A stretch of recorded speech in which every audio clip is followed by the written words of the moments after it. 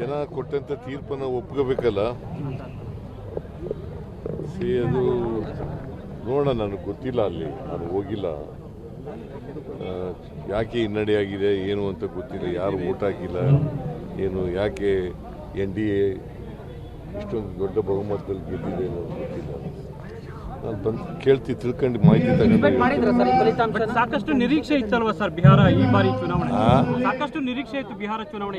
OBC ಮತಗಳಲ್ಲಿ ನಿರ್ಣಾಯಕ sir, ಹಿಂದುಳಿದ ಮತಗಳ ನಿರ್ಣಾಯಕ ಅಲ್ಲಿ, ಆದ್ರೂ ಕಾಂಗ್ರೆಸ್ ಕೈ ಹಿಡಿದಿಲ್ಲ. ಗೊತ್ತಿಲ್ಲ. ಈಗ ನಿತೀಶ್ ಕುಮಾರ್ ಯಾರು?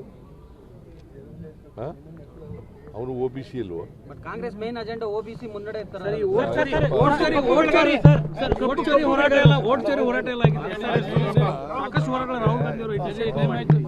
ಚೋರಿಗೂ ಇಲ್ಲೂ ಚೋರಿ ಮಾಡಿದಾರಲ್ಲ.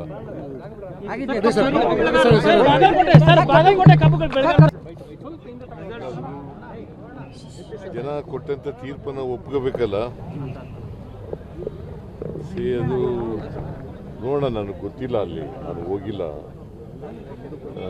ಯಾಕೆ ಹಿನ್ನಡೆಯಾಗಿದೆ ಏನು ಅಂತ ಗೊತ್ತಿಲ್ಲ, ಯಾರು ವೋಟ್ ಹಾಕಿಲ್ಲ ಏನು, ಯಾಕೆ NDA ಇಷ್ಟೊಂದು ದೊಡ್ಡ ಬಹುಮತದಲ್ಲಿ ಗೆದ್ದಿದೆ ಅನ್ನೋದು ಗೊತ್ತಿಲ್ಲ.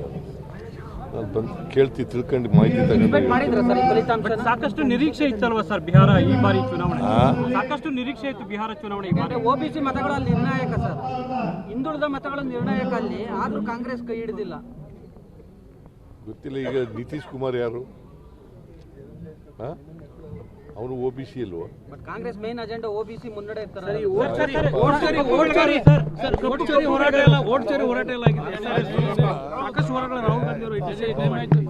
ಚೋರಿಗೂ ಇಲ್ಲೂ ಚೋರಿ ಮಾಡಿದಾರಲ್ಲ.